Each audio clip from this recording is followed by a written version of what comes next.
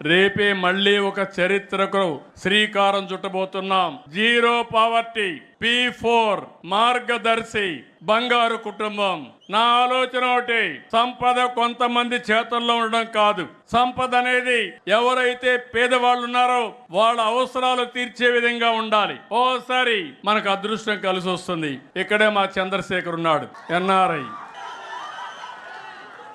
ఒక ఎగ్జాంపుల్ అది. మన పాలసీల వల్ల చంద్రశేఖర్ బాగుపడ్డాడు, అమెరికాకి వెళ్ళాడు, ఒక మంచి కంపెనీ పెట్టాడు, ఒక సక్సెస్ఫుల్ పారిశ్రామికవేత్తగా తయారయ్యాడు.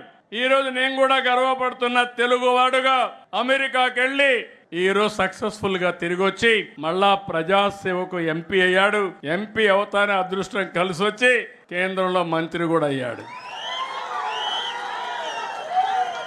ఇప్పుడే అనిత గారు చెప్పారు, ఒక్క అడుగు ముందేస్తే ఓసారి 3-4 అడుగులు కలిసి వస్తాయి. ఆవిడ కూడా మొన్నటి వరకు తెలుగు మహిళా అధ్యక్షురాలుగా పనిచేసి సాక్షాత్తు రాష్ట్ర హోమ్ మినిస్టర్గా పనిచేసే పరిస్థితికి వచ్చారంటే అది తెలుగుదేశం పార్టీ చూపించే ఆదరణ, అభ్యర్థులను ఎంపిక చేసే విధానం కూడా. ఇప్పుడు నేను ఎందుకు చంద్రశేఖర్ గారి పేరు చెప్పానంటే సమాజం ఆయనకి ఆదరణ ఇచ్చింది, అవకాశాలు ఇచ్చింది. ఇక్కడే ఈ జిల్లాలోనే చదివాడు, MBBS పాస్ అయ్యాడు, టెక్నాలజీలో కొద్దిగా ఆలోచించాడు. దాంతో ఆయన చేసిన పని అమెరికాకు పోయి ఒక కంపెనీ పెట్టి బ్రహ్మాండంగా డబ్బులు సంపాదించారు. కానీ ఆయన మొట్టమొదటిసారి డబ్బులు సంపాదించినప్పుడు ఇక్కడ ప్రజల వల్లనే పైకొచ్చాడు. ఆ విషయాన్ని ఆయన గుర్తుపెట్టుకోవాల్సిన అవసరం ఉంది.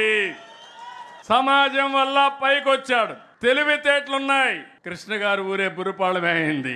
ఆయనతో పుట్టిన వాళ్ళు అక్కడే ఉన్నారు. ఇంకా ఆయనకు బాధ్యత ఉందా లేదా అని అడుగుతున్నా మీ అందరి ద్వారా.